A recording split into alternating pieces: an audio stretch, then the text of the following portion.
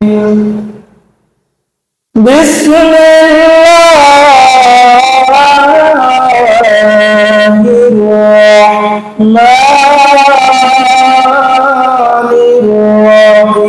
الرحيم لقد كان لكم في رسول الله أسوة حسنة وقال رسول الله صلى الله عليه وسلم من تمسك بسنتي عند فساد أمتي فله 100 أجر شهيد أو كما قال عليه الصلاة والسلام. بارك الله لنا ولكم في القرآن المجيد ونفعنا إياكم بالآيات والذكر الحكيم. نحن على ذلك من الشاهدين والشاكرين والذاكرين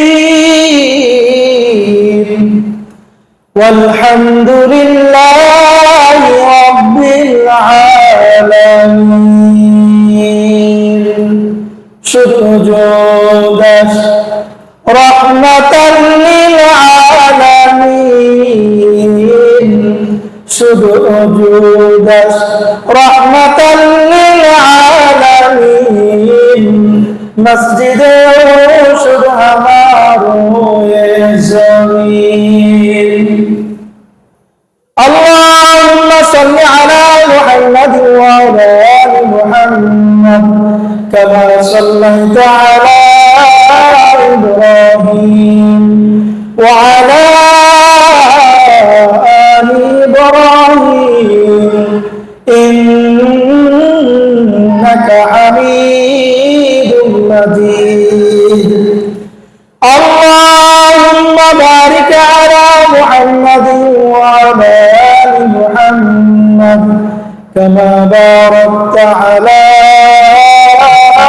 إبراهيم وعلى آل إبراهيم إنك حميد مجيد. মহান রব্বুল আলামিনের দরবারে লাখ কোটি শুকরিয়া যে আল্লাহ রব্বুল আলামিন পবিত্র জুমার দিনে আল্লাহ তাআলার ঘর বেহেশতের বাগানে আসার এবং বসার তৌফিক দান করেছেন। এজন্য অন্তরে অন্তঃস্থল থেকে শুকরিয়া আদায় করি। জোরে সোরে বলুন আলহামদুলিল্লাহ। সম্মানিত হাজিরিন, মহান রব্বুল আলামিনের প্রশংসা রাসূলের শানে দরুদ প্রেমের পর আমি আপনাদের সামনে পবিত্র কোরআনের সূরা আহজাবের 21 নং আয়াত থেকে তেলাওয়াত করেছি। বিশ্ব নবী মুহাম্মদ রাসূলুল্লাহ সাল্লাল্লাহু আলাইহি ওয়াসাল্লামের অসংখ্য অগণিত অমীয় বাণী থেকে হাদিসের একটি অংশ পাঠ করেছি। আয়াত এবং হাদিসের সমন্বয় সময়ের সংক্ষিপ্ত পরিসর সংক্ষিপ্ত আলোকপাত করব। আমার তৌফিক ইল্লা বিল্লাহ। সম্মানিত হাজিরিন, রবিউল আউয়াল মাস সমাগত। রবিউল আউয়াল মাস এমন একটি মাস যেই মাসে বিশ্বনবী সাল্লাল্লাহু আলাইহি ওয়াসাল্লাম জন্মগ্রহণ করেছেন, আবার এই মাসেই তিনি দুনিয়া থেকে বিদায় গ্রহণ করেছেন। এই রবিউল আউয়াল মাস যেহেতু আমাদের সামনে সমাগত, এই জন্য আমি আপনাদের সামনে বিশ্বনবী সাল্লাল্লাহু আলাইহি ওয়াসাল্লামের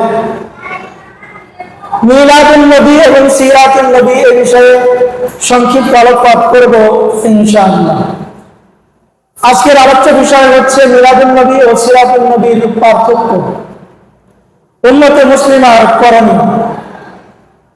সম্মানিত হাজিরিন, মহান রব্বুল আলামিন পবিত্র কোরআনের সূরা আহজাবের 21 নং আয়াতে আমার আপনার নবী বিশ্ব নবী মুহাম্মদ রাসূলুল্লাহ সাল্লাল্লাহু আলাইহি ওয়াসাল্লামের মর্যাদা কেমন, বিশ্ব নবী, মায়ার নবী, দিনের নবী মুহাম্মদ রাসূলুল্লাহ সাল্লাল্লাহু আলাইহি ওয়াসাল্লামের মর্যাদা কেমন ছিল।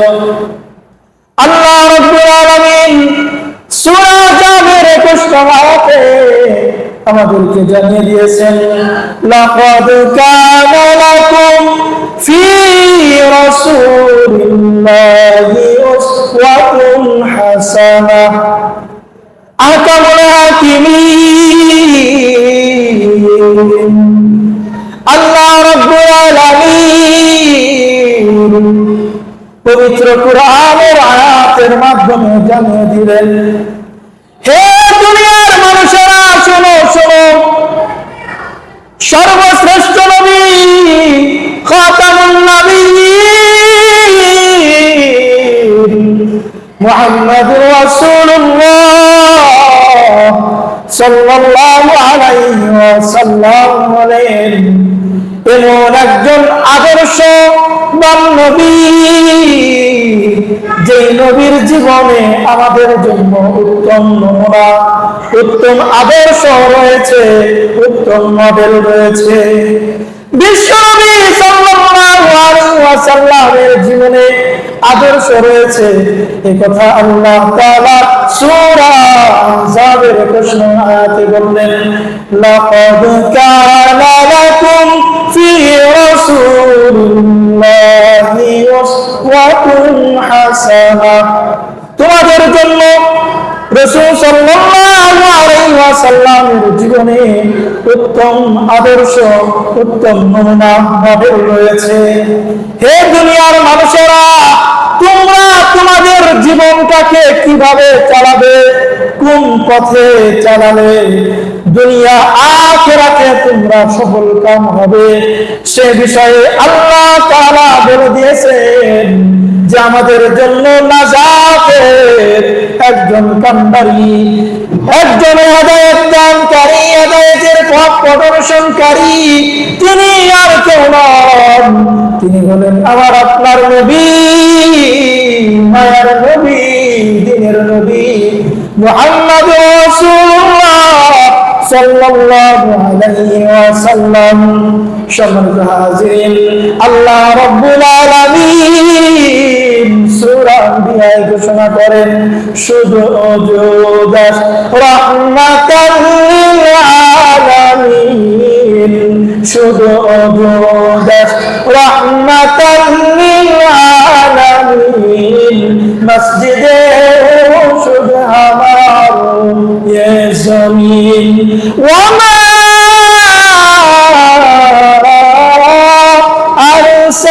अरसलनाका इल्ला रहमतल लिल आलामीन।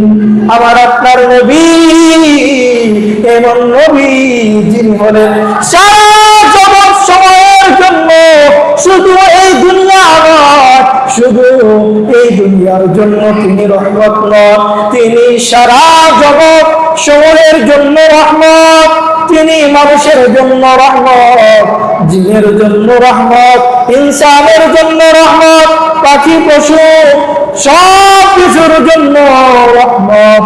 আল্লাহ রাব্বুল আলামিন এমন মর্যাদাবান নবী, এমন মর্যাদাবান রাসূল আমাদেরকে দিলেন, যিনি সকল জগৎ সমূহের জন্য রহমত। জোরে সোরে বলুন সুবহানাল্লাহ। সম্মানিত হাজিরিন, বিশ্ব নবী সাল্লাল্লাহু আলাইহি ওয়াসাল্লাম এই পৃথিবীতে আগমন করেছেন, আবার এই পৃথিবী থেকে চলে গিয়েছেন। রাসূল সাল্লাল্লাহু আলাইহি ওয়াসাল্লামের আগমন আর চলে যাওয়া এর মাঝের সময় হলো 63 বছর, 756 মাস, 756 মাস, 63 বছরের জিন্দেগি আমার আপনার রাসূলের জিন্দেগি। এই জিন্দেগির পুরাটা সময় হলো সিরাতুন নবী। সম্মানিত হাজিরিন, সিরাতুন নবী আর মিলাদুন নবীর ভিতরে পার্থক্য। সিরাত অর্থ হলো অবস্থা, আন-নবী অর্থ হলো আমাদের নবী মহানবী হযরত মুহাম্মদ সাল্লাল্লাহু আলাইহি ওয়াসাল্লাম। দুইটার সমন্বয়ের অর্থ হলো সিরাতুন নবী, অর্থ হলো আমাদের নবী মুহাম্মদুর রাসূলুল্লাহ সাল্লাল্লাহু আলাইহি ওয়াসাল্লামের জীবনের অবস্থা। এটা হলো শাব্দিক অর্থ। পারিভাষিক অর্থ হলো বিশ্বনবী সাল্লাল্লাহু আলাইহি ওয়াসাল্লামের জন্ম থেকে নিয়ে মৃত্যু পর্যন্ত প্রত্যেকটা বছর, মাস, দিন, ঘন্টা, মিনিট, সেকেন্ড, প্রত্যেকটা সময়, এর মাঝে প্রত্যেকটা মুহূর্ত, এটা পুরাটাই হলো সিরাতুন নবী। সিরাতুন নবী থেকে মিলাদুন নবী আলাদা করতে হলে মিলাদুন নবীর অর্থ বুঝতে হবে। মিলাদ অর্থ হলো জন্ম, আর নবী অর্থ আমাদের নবী মুহাম্মদুর রাসূলুল্লাহ সাল্লাল্লাহু আলাইহি ওয়াসাল্লাম। আমাদের নবী মুহাম্মদ সাল্লাল্লাহু আলাইহি ওয়াসাল্লামের জন্ম, এটা হলো মিলাদুন নবী। তার জন্মকালীন যে অবস্থা, জন্ম সময়ের যে অবস্থা, জন্মের যে সময়টুকু, এটা হলো মিলাদুন নবী।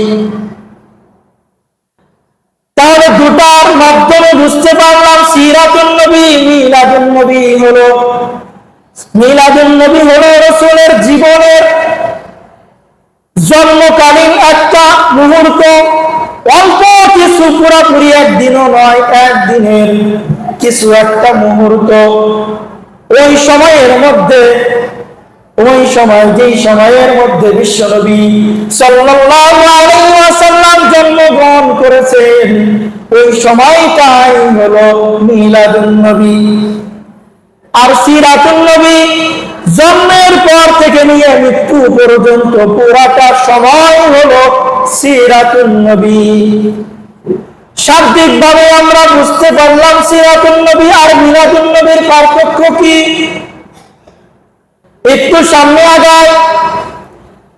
সিরাতুন নবী রাসূলের জীবনের পুরাটাই হলো সিরাতুন নবী। রাসূলের জন্মটা, জন্ম, রাসূলের জীবনটা, তার অবস্থাটা হলো দুই ভাবে। তার জীবনের দুইটা অবস্থা। একটা অবস্থা হলো রাসূলের জন্ম থেকে নিয়ে পবিত্র কোরআন নাযিলের পর্যন্ত যে সময়টা যখন শুরু হলো, অর্থাৎ 40 বছর বয়সে বিশ্বনবী সাল্লাল্লাহু আলাইহি ওয়াসাল্লাম কোরআন প্রাপ্ত হয়েছেন। এই 40 বছরের একটা জিন্দেগি, 40-এর পরবর্তী দুইটা ধাপ। প্রথম ধাপ হলো 13 বছরের মক্কার জীবন, দ্বিতীয় ধাপ হলো 10 বছরের মাদানী জীবন। এই হলো তিনটা পর্যায়। প্রথম পর্যায় 40 বছর, দ্বিতীয় পর্যায় মক্কি জীবন, মাদানী জীবন। এই 40 বছরের জিন্দেগি রাসূলের নবুয়ত প্রমাণের জিন্দেগি, আর বাকি 23 বছরের জিন্দেগি, এটা হলো আমাদের উম্মতের জন্য পালন করার যে জিন্দেগি, সেই জিন্দেগি। সম্মানিত হাজিরিন, মিলাদুন নবী আর সিরাতুন নবীর মধ্যে পার্থক্য হলো 1 আর 5-এর মধ্যে যেই ব্যবধান, সিরাতুন নবী আর মিলাদুন নবীর মধ্যে সেই ব্যবধান। এখন বলেন, একজন মানুষের সারাটি জীবন, ওই সারাটি জীবনের মধ্যে জন্ম আছে কি নাই? জন্ম আছে। আর জন্মের মধ্যে সারা জীবন নাই। 1-এর মধ্যে 5 নাই, 5-এর মধ্যে 1 আছে। 1 আর 5-এর মধ্যে যেই ব্যবধান, মিলাদুন নবী আর সিরাতুন নবীর মধ্যে সেই ব্যবধান। সিরাতুন নবী হলো ফরজ। ফরজ এই জন্য রাসূলের জীবনে নামাজ রয়েছে, যাকাত রয়েছে, হজ রয়েছে, রাসূলের জীবনে সুন্নতি লেবাস রয়েছে, পাঞ্জাবি টুপি রাসূলের জীবনে রয়েছে। এখন বলেন, জন্মকালীন সময়ে রাসূল কি নামাজ পড়েছেন? জন্মের সময় কি রাসূল টুপি পরেছেন? জন্মের সময় কি রাসূল হজ করেছেন? করেন নাই। তাহলে ফরজ আর নফলে যেই ব্যবধান, সিরাতুন নবী আর মিলাদুন নবীর মাঝে সেই ব্যবধান। রাসূলের জীবনে আলোচনা করা এটা হলো নফল। রাসূলের জীবনের জন্মের অবস্থা আলোচনা করা এটা হলো নফল। আর সিরাতুন নবী রাসূলের জীবনের ফরজ যে বিধানগুলো রয়েছে সেগুলো পালন করা আমাদের জন্য, সকলের জন্য ফরজ। ফরজ আর নফলের যে ব্যবধান, সিরাতুন নবী মিলাদুন নবীর মধ্যে সেই ব্যবধান। সম্মানিত হাজিরিন, সিরাতুন নবী হলো পালন করার বিষয়, মিলাদুন নবী হলো আলোচনার বিষয়।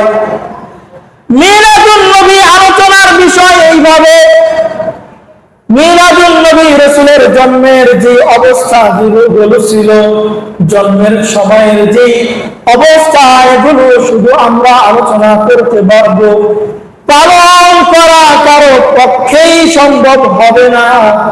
কারণ হলো রাসূল সাল্লাল্লাহু আলাইহি ওয়াসাল্লাম যখন জন্মগ্রহণ করেন, জন্মকালীন সময়ে যখন একটা শিশু দুনিয়াতে আগমন করে, ওই মুহূর্তে প্রত্যেকটা মায়ের প্রসব বেদনা হয়।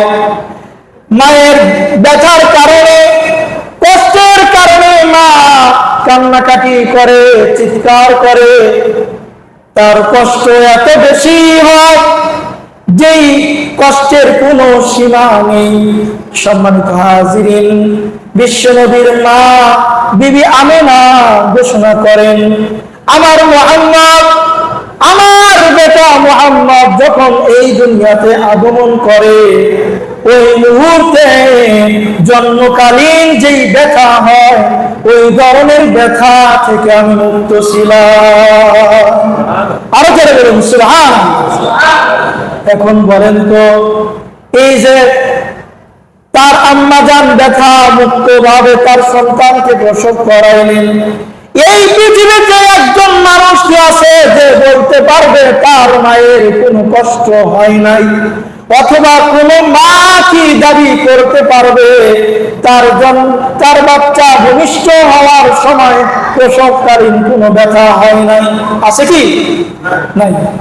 তাহলে বোঝা গেল এই জন্মের যে কষ্ট ছাড়া রাসূল যে পৃথিবীতে আগমন করা, এটা পালন করা কোনো মায়ের জন্য সম্ভব নয়। কারো জন্য পালন করা এটা কোনোভাবেই সম্ভব নয়। এটা হলো শুধু আমরা শুনতে পারবো, আলোচনা করতে পারবো। এটা আমাদের নবীর জন্য নবুয়তের দলিল। তিনি যে একজন সত্য নবী, মহামানব, তার যে শ্রেষ্ঠত্ব রয়েছে সেটাই প্রমাণ হবে। কিন্তু এখান থেকে আমরা কোনো কিছুই আমল করতে পারবো না, বাস্তবায়ন করতে পারবো না। বোঝা গেল রাসূলের মিলাদুন নবী এটা শুধু আলোচনার বিষয়, পালন করার বিষয় নয়। রাসূলের আম্মাজান বিবি আমেনা ঘোষণা করেন, আমার মুহাম্মদ যখন এই পৃথিবীতে আগমন করে, আমার সন্তান ভূমিষ্ঠ হওয়ার সাথে সাথে দেখেছি মুহাম্মাদুর রাসূলুল্লাহ সাল্লাল্লাহু আলাইহি ওয়াসাল্লাম জন্মগ্রহণ করেই সেজদায় লুটিয়ে পড়েছেন, আর সাথে সাথে আঙ্গুল উঁচু করে ধরে কালেমায়ে শাহাদাত পাঠ করেছেন। এখন বলেন তো, আমি আপনি যখন এই পৃথিবীতে জন্মগ্রহণ করেছি, আমরা কি কেউ সেজদায় পড়েছিলাম? আমরা কিভাবে পড়েছিলাম এই অবস্থাও তো আমরা বলতে পারবো না। আমল করা তো দূরের কথা। বুঝা গেল মিলাদুন নবী শুধু আলোচনা করে রাসূলের নবুয়তের শ্রেষ্ঠত্ব প্রমাণ করা যায়, এটা আমল করার কোনো বিষয় নয়, পালন করার কোনো বিষয় নয়, শুধু আলোচনা করা যেতে পারে। রাসূলের আম্মা জান আরো ঘোষণা করেন, আমার মুহাম্মদ যখন এই পৃথিবীতে আগমন করে তখন আকাশের চাঁদ রাসূলের কাছে এসে গিয়েছে। চাঁদ একবার ডানে যায় আর একবার বামে যায়, এইভাবে দুই দিকে ঘোরাঘুরি করে।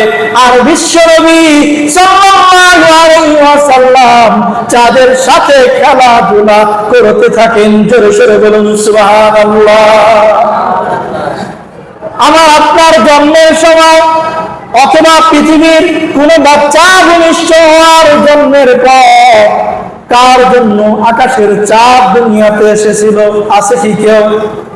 বোঝা গেল রাসূলের জন্মের অবস্থা শুধু আলোচনা করা যায়, এখানে কোনো কিছুই আমল করার নাই, বাস্তবায়ন করার নাই, পালন করার নাই।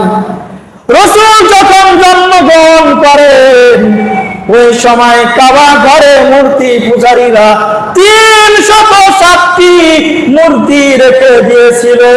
307টি মূর্তি রাসূলের জন্মের সাথে সাথে সিজদায় লুটিয়ে পড়েছে। আরো যারা বলুন সুবহানাল্লাহ।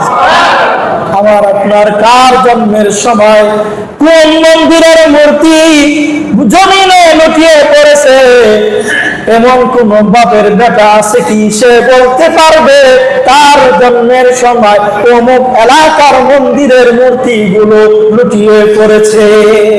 বোঝা গেল রাসূলের জন্মের অবস্থা এটা শুধু আলোচনা করার বিষয়, পালন করার বিষয় নয়। এটার দ্বারা আমরা শুধু বুঝতে পারবো যে রাসূল হলেন শ্রেষ্ঠ রাসূল, আমাদের মায়ার রাসূল, তিনি হলেন আমাদের জন্য মডেল। সম্মানিত হাজিরিন, রাসূল জন্মের সাথে সাথে পারস্যে 1000 বছর পর্যন্ত অগ্নি পূজারীরা আগুন জ্বালিয়ে রেখেছিল। শিখা অনির্বাণ অর্থাৎ তারা এমন একটা অগ্নি শিখা জ্বালিয়ে রেখেছিল, একদিনের জন্য ওই আগুনকে তারা নিভতে দেয় নাই।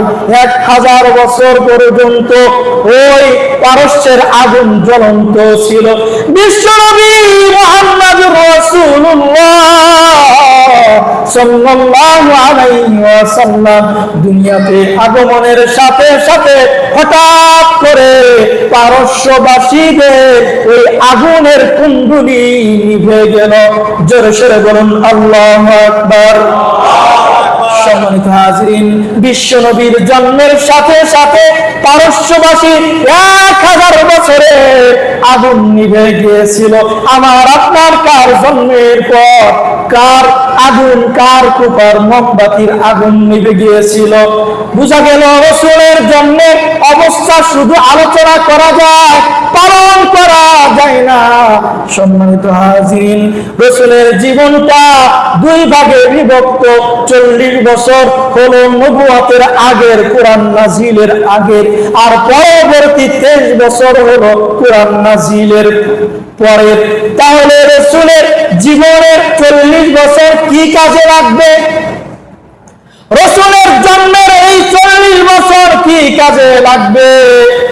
জন্মের পর থেকে নিয়ে 40 বছরের জিন্দেগি, যেখানে কোরআন নাজিল হয় নাই, শরীয়ত আসে নাই, এই 40 বছরের জিন্দেগি হলো আমাদের জন্য রাসূল যে একজন শ্রেষ্ঠ রাসূল, তিনি যে শ্রেষ্ঠ নবী, তার নবুয়তের নবুয়ত প্রমাণ করার জন্যই আল্লাহর রাসূলকে আল্লাহ তাআলা 40 বছরে বিভিন্ন ভাবে বিভিন্ন মুজিজা দিয়ে বিভিন্ন পর্যায়ে রাসূলকে এমন ভাবে কুরআন গ্রহণের জন্য যোগ্যতা তৈরি করেছেন যে রাসূল যেন কুরআন গ্রহণ করতে পারেন। তিনি যে নবী, আমাদের জন্য শ্রেষ্ঠ নবী, নবীর শ্রেষ্ঠত্বের নবুয়তের প্রমাণ হলো রাসূলের নবুয়তের আগের 40 বছর আমাদের জন্য প্রমাণ আর দলিল। রাসূলের জীবনের এই 40 বছরের মধ্যে, রাসূলের 40 বছরের মধ্যে আমাদের জন্য পালন করার কিছুই নাই। এটা শুধু আমরা বুঝবো, আর রাসূল যে শ্রেষ্ঠ রাসূল সেটাই হলো প্রমাণ। বিবি হালিমা সাদিয়া রাদিয়াল্লাহু তাআলা আনহা ঘোষণা করেন, যখন মুহাম্মদ সাল্লাল্লাহু আলাইহি ওয়াসাল্লামকে ওই বনি সাদ গোত্রে নিয়ে যাওয়া হলো, দেখা গেল বনু সাদ গোত্রে যাওয়ার সাথে সাথে বিবি হালিমা সাদিয়ার ছাগলগুলোর উলানে দুধ এসে গিয়েছে। তার ছাগলগুলো যেখানে ঘাস খায় ঘাসে সবুজ হয়ে যায়। এটা রাসূলের মুজিজা। রাসূলের এই মুজিজা এমন মুজিজা যেটা অন্য কোন নবীদের পক্ষে সম্ভব হয় নাই। বিবি হালিমা সাদিয়া রাদিয়াল্লাহু তাআলা আনহা বলে, মুহাম্মদ সাল্লাল্লাহু আলাইহি ওয়াসাল্লামকে যখন আমি কোলে নিলাম, তখন তিনি শুধু আমার এক পাশের স্তন পান করত, অন্য পাশেরটা তার ভাইয়ের জন্য রেখে দিয়েছিল। বলুন তো এখানে আমাদের জন্য কি অনুসরণ আছে, কি পালন করার আছে? আমরা শুধু এটা শুনতে পারবো আর বুঝবো যে রাসূল হলেন শ্রেষ্ঠ রাসূল, এটাই হলো প্রমাণ। রাসূলের জীবনের 40 বছরে জিন্দেগিতে রাসূল যেই ধরনের আমলগুলো করেছেন, যেই ধরনের মুজিজা রাসূল থেকে প্রকাশ পেয়েছে, এগুলো ছিল রাসূলের নবুয়তের শ্রেষ্ঠত্বের প্রমাণ। সম্মানিত হাজিরিন, মক্কার কাফেররা যেন, সারা পৃথিবীর মানুষেরা যেন এই কথা বুঝতে না পারে, বলতে না পারে যে মুহাম্মদ হুট করে একজন মানুষ দাবি করে বসেছে, নবুয়তের নবী হওয়ার দাবি করে বসেছে, এটা যেন বলতে না পারে। পর্যায়ক্রমে ধীরে ধীরে রাসূলকে ওই মানুষের অন্তরে এমন ভাবে স্থান দিয়ে দিয়েছেন যেন মানুষেরা সহজেই রাসূলকে অস্বীকার করতে না পারে। রাসূল ছিলেন as-সাদিকুল আমিন, রাসূল ছিলেন চির সত্যবাদী। রাসূলকে আল আমিন ঘোষণা করেছিল মক্কার মানুষেরা। রাসূলের জীবনে এই যে চির সত্যবাদিতা, রাসূল ছিলেন আমানতদার, এই যে আমানতদারিতা, এই যে সুন্দর সুন্দর গুণগুলো, এই গুণগুলোর মাধ্যমে মানুষের ভিতরে যেন ঈমান এমন ভাবে দৃঢ় হয়ে যায়, এই মানুষের ঈমান যেন আনতে সহজ হয়ে যায়, ওই ব্যবস্থায় আল্লাহ রাব্বুল আলামিন দীর্ঘ 40 বছরের মাধ্যমে করেছেন। এই জন্য রাসূলের নবুয়তের পবিত্র কুরআন নাযিলের আগের 40 বছর এটা ব্যর্থ নয়, এটা আমাদের জন্য অত্যন্ত গুরুত্বপূর্ণ। সম্মানিত হাজিরিন, যেই কথা বলতেছিলাম, রবিউল আউয়াল মাস এসেছে। এই রবিউল আউয়াল মাস আসলে এক শ্রেণীর মানুষ আমাদের সমাজের মধ্যে পরিবেশ নষ্ট করার জন্য, মানুষের ঈমান নষ্ট করার জন্য, পরিবেশ ঘোলাটে করার জন্য তারা মিলাদুন নবীর নামে বিভিন্ন ধরনের স্লোগান দিয়ে থাকে। যেই স্লোগানের মাধ্যমে মানুষকে ধোঁকা দিয়ে তারা ফরজ বাদ দিয়ে নফলের দিকে তারা টানতে থাকে। ফরজ বাদ দিয়ে নফল পালন করলে ওই নফলের কোনো গুরুত্ব নাই। সম্মানিত হাজিরিন, এক বেচারা ওয়াজের মাহফিলে চলে গিয়েছে। ওয়াজের মাহফিলে বক্তা সাহেব ওয়াজ করেছে, ওয়াজে বক্তা সাহেব বলেছে পাগড়ি মাথায় দিয়ে নামাজ পড়লে তার নামাজে 70 গুণ বেশি সওয়াব হবে। সে কখনো এই ফজিলতের কথা শুনে নাই। ওয়াজ থেকে ফেরার পথে নামাজের সময় হয়ে গেল। ওই মুহূর্তে নামাজের সময় যে চলে এসেছে, এখন তার মনে ওই পাগড়ির ফজিলত এমন ভাবে গেঁথে গিয়েছে, কোনোভাবেই ছাড়া সম্ভব নয়। এখন সে মনে করে যে আমি তো এখন নামাজে দাঁড়াইব, পাগড়ি মাথায় দিয়ে নামাজ পড়লে 70 গুণ বেশি সওয়াব হয়, তাহলে কি আমি ওই সওয়াব থেকে বঞ্চিত হইব? না না না। এবার লোকটা লুঙ্গি খুলে পাগড়ি বেঁধে নামাজ শুরু করে দিল। এখন বলেন তো এই লোকটার নামাজ হবে কি হবে না? কারণ হলো সে ফরজ বাদ দিয়েছে। সকল ঢাকা তার জন্য ফরজ। পুরুষের জন্য নাভি থেকে নিয়ে হাঁটুর নিচ পর্যন্ত ঢেকে রাখা ফরজ, এটা তার জন্য ফরজ ছিল। সে ফরজ বাদ দিয়ে নফল পালন করেছে, এই জন্য তার ওই নফলের কোনো গ্যারান্টি হয় নাই, এটার কোনো সে সওয়াব পাবে না, তার নামাজই হবে না, কারণ সে ফরজ তরক করেছে। আজকে যারা মিলাদুন নবী নাম দিয়ে বিভিন্ন ধরনের স্লোগান দেয়, মানুষকে বিভ্রান্ত করার চেষ্টা করে, আর নিজেদেরকে দাবি করে আশিকে রাসূল হওয়ার, এই সকল মানুষগুলোর অবস্থা হলো ওই মুসল্লির মতো, যে ফরজকে বাদ দিয়ে নফল নিয়ে পাগড়ির নফলের সওয়াবের আশায় ফরজ বাদ দিয়ে দিল। এজন্য সম্মানিত হাজরিন, আমাদেরকে সতর্ক হতে হবে। ওই সকল বোকা মানুষগুলোর কথায় আমাদেরকে ভ্রান্ত হওয়া যাবে না। সম্মানিত হাজরিন, সতর্ক থাকতে হবে। কারণ হলো আমরা রাসূল সাল্লাল্লাহু আলাইহি ওয়াসাল্লামের নীতি এবং আদর্শ অনুযায়ী আমাদের জীবনটা অতিবাহিত করতে হবে। রাসূল যেইভাবে আমাদেরকে বলেছেন, রাসূল কখনোই এই জন্মদিন পালন করেন নাই। রাসূল জন্মদিন পালন করেন নাই, পালন করার জন্য কখনো বলেন নাই। কিন্তু আজকে মানুষেরা এই যে মিলাদুন নবী নামের অনুষ্ঠান কোথায় পেল? রাসূলের যুগ, সাহাবীদের যুগ, তাবিঈনদের যুগ, এই 3 যুগের মধ্যে কখনোই রাসূলের জন্মদিন পালন করা হয় নাই। বরং এর পরবর্তীতে বিভিন্ন মানুষেরা বিভিন্ন শয়তানের ধোঁকায় পড়ে, প্ররোচনায় পড়ে এই অনুষ্ঠান শুরু করেছে।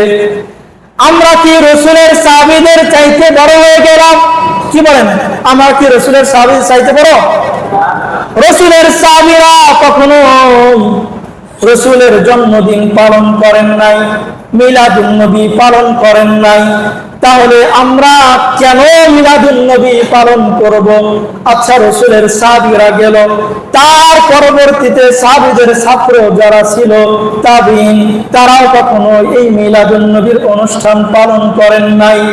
এর পরবর্তীতে যারা ছিল তারাও পালন করেন নাই। তাহলে কিভাবে আমরা এই মিলাদুন নবী নামক ধোঁকা দিয়ে আমাদেরকে ফরজ বাদ দিয়ে নফল পালন করার জন্য কেন উৎসাহিত করা হচ্ছে?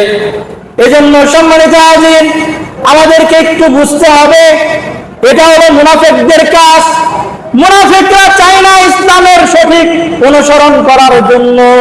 আল্লাহ রাব্বুল আলামিন পবিত্র কুরআনের মাধ্যমে জানিয়ে দিয়েছেন, হে দুনিয়ার মানুষেরা, উদখুলু ফিস সিলমি কাফা, তোমরা ইসলামে পরিপূর্ণভাবে প্রবেশ করো। ইসলামে কিছু মানবে আর কিছু মানবে না, না না না, এইভাবে হবে না। বরং ইসলামে দাখিল হইতে হবে পরিপূর্ণভাবে।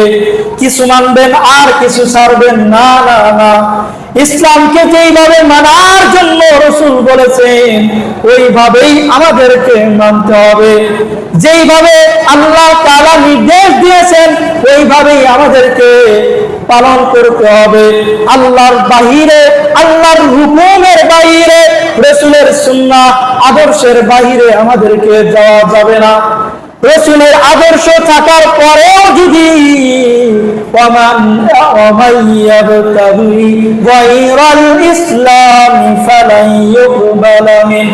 যারা ইসলাম ছাড়া অন্য কিছু তালাশ করবে, অন্য কিছুর অনুসরণ করবে, কখনোই সেটা অ্যাকসেপ্ট করা হবে না, হবে না, হবে না, সেটা কখনোই গ্রহণ করা হবে না। যারা ইসলাম ছাড়া অন্য কিছু আমাদের উপর চাপিয়ে দেওয়ার জন্য চেষ্টা করবে, আমরা কখনোই সেটা গ্রহণ করব না। এজন্য সম্মানিত হাজিরিন, আসুন আমরা সতর্ক হয়ে যাই।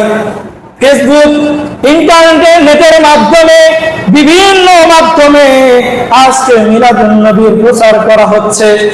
সম্মানিত হাজিরিন, ওই লোকটা, এমন কিছু মানুষ এই অনুষ্ঠানে তারা অংশগ্রহণ করে, জীবনে এক ওয়াক্ত নামাজও তারা পড়ে না, হজ যাকাতের খবর নাই, ফরজ ইবাদতের খবর নাই, তারা শুধু নফল নিয়ে টানাটানি।